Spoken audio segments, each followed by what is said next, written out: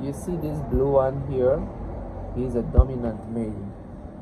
He's protecting the space here, and it's ready for breeding.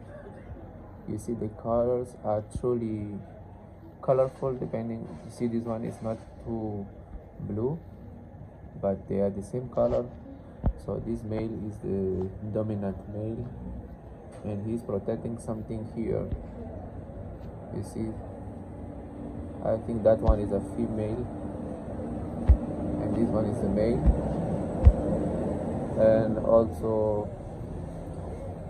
they are pretending to put eggs. You see the female is large and the male is small for now.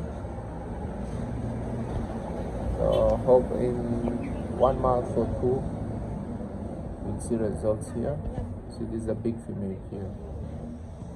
This one is a big female, and this one is a